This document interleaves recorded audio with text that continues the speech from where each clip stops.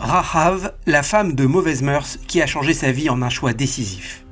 Après le périple de 40 ans dans le désert, Moshe rend son dernier souffle juste après avoir transmis le flambeau du leadership du peuple juif à son élève Yehoshua. Celui-ci a désormais pour tâche de guider le peuple et de conquérir la terre d'Israël. La première bataille fut celle de Jéricho. Pour ce faire, Yehoshua envoie Kalev ben Yefouné et Pinchas ben Éléazar en éclaireurs sur Jéricho et ses environs. Avant leur départ, il leur donne une consigne: pour ne pas éveiller les soupçons, déguisez-vous en vendeurs de poterie.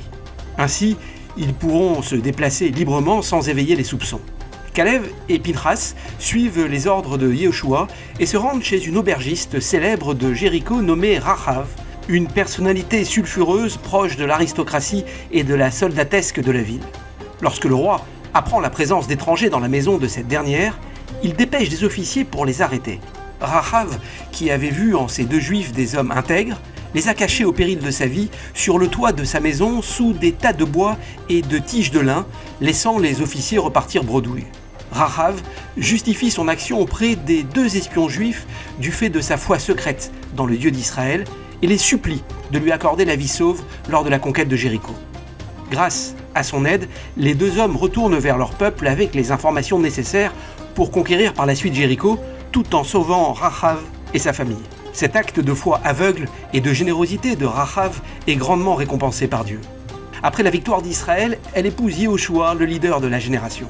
Pourtant, dans son ancienne vie, Rahav était connue pour être une femme aux mœurs légères, dont la simple évocation suscitait de vives émotions chez les hommes.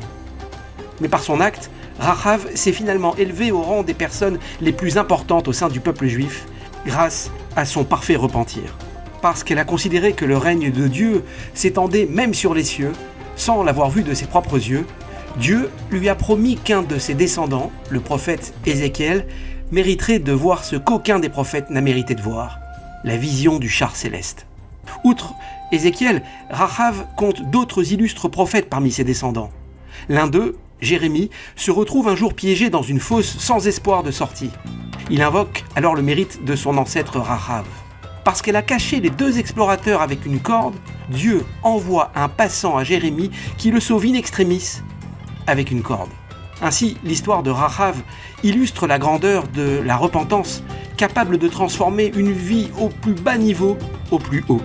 Comme le dit Hachem lui-même, « Ouvrez-moi le chat d'une aiguille et je vous ouvrirai des portes si grandes qu'elles pourront faire passer des carrosses. » Les actes les plus modestes de repentir, pourvu qu'ils soient sincères, peuvent conduire à des transformations extraordinaires, offrant ainsi l'espoir et la possibilité d'un nouveau départ à chacun.